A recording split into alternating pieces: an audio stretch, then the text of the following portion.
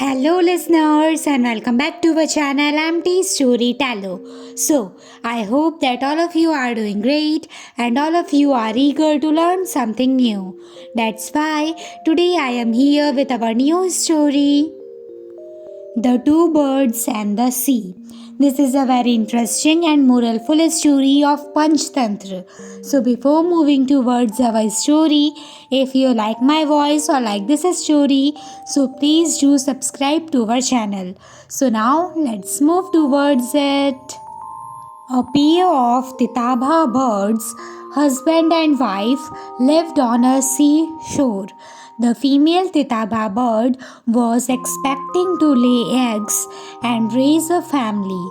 When the time to lay eggs came, she asked her husband to look for a safe place to lay her eggs.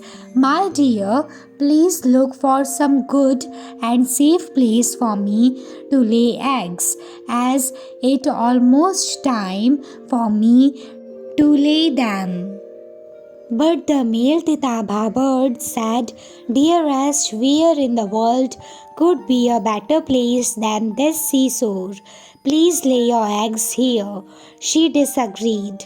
The waves of sea on full moon nights are so high that they can drag even an elephant into it. No, please find a place away from here.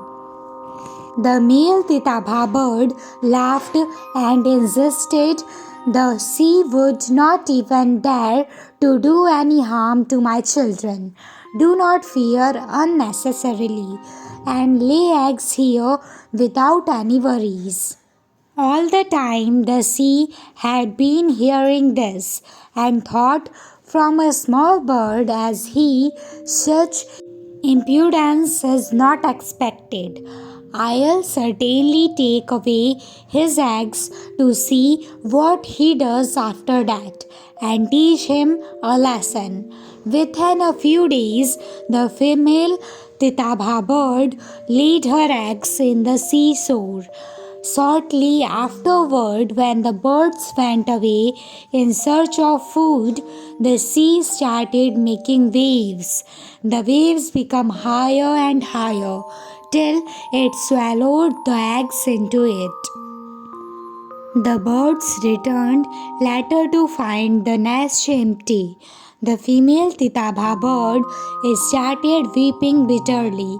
See for yourself that the waves of the sea were swallowed our eggs. You are a fool not to listen to me when I asked you to find a safe place to lay eggs. The male Titaba bird continued its stupidity. Dear, don't you worry. I will prove to you how brilliant I am. I will dry the sea and force it to return our eggs. The female Titaba bird wondered, how can you dry this enormous sea? The male Titaba bird explained, even small beings can overcome the strongest opponents if they are jealous. And so I plan to dry up the whole sea by sucking its water by my beak.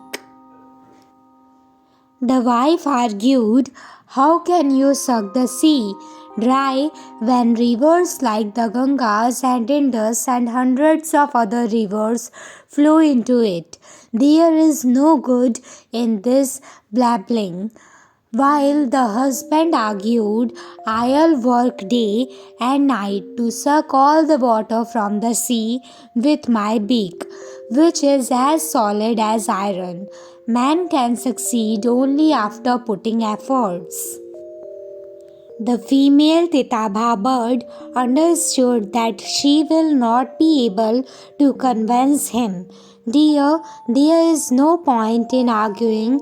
If you want to conquer the sea, please call for your friends to help you. The husband agreed. All right, I will do this with the help of my friends. Now, all the friends of the male Titaba bird were called, and when they all gathered together, the male Titaba bird explained his problem with the sea and how it had insulted him, and how he plans to dry the sea to seek revenge.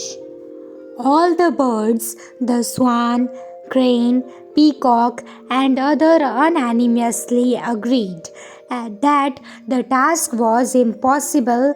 There is no good in this babbling. It is impossible for us to suck the sea to dry it up completely. Instead, let us visit our king Garud, Lord Vishnu's vehicle and the king of birds according to Hindu mythology.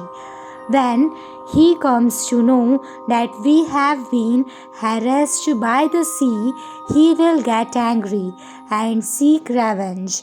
Even if we merely pay him a visit to seek his advice, we shall feel relieved. As decided, they all went to their king Garud and explained the reason of them being so sad. O king, the sea has robbed the eggs of the good Titaba birds even after the fact that you are our protector. If this is allowed to continue, our entire race shall perish. Garud realized that the birds were in grave circumstances and agreed to go and dry the entire sea. Just as he was leaving, a messenger arrived from Lord Vishnu, who needed his assistance at once from some divine task. Garud explained to the messenger that he was unable to serve his master at this time. I am such a common servant to the Lord for him to need me. The sea, which is the resting place of the Lord, has swallowed the eggs of the Tithaba birds. I refuse to serve him if he will not force the sea to return the eggs at once. This is my firm resolution. Please let him know of it. When Lord Vishnu came to know of Garud's resolution from his messenger, he thought, I can understand his behavior and need to pacify him. He is the king and protector of all the birds. I must meet Garud at once. As Lord Vishnu visited Garud, he bowed in respect and exclaimed, O Master, the sea, which is your resting place, has insulted me by swallowing the eggs of my humble servant, the good Tithaba birds. It is out of the respect that I have for you that I have not taken any step for revenge. Lord Vishnu considered his plea. Come with me, Garud. You are right. The sea should not have done such a thing on purpose. Let us go and return the eggs to the Tithaba birds. After that, we will leave, as I need your assistance. They all went to the seashore where Lord Vishnu reprimanded the sea. Taking a thunderbolt in his hand, he warned, O sea, you have been wicked. Return the eggs of the Tithaba birds at once or dare to face my anger. When the sea heard warning from the Lord Vishnu himself, it was terrified. I apologized at once and returned the eggs to the Tithaba birds. So, the moral of the story is that do not underestimate the power of the timid. The end. I hope that all of you like this story. So please do like, share, subscribe and comment on our channel. Thanks for listening.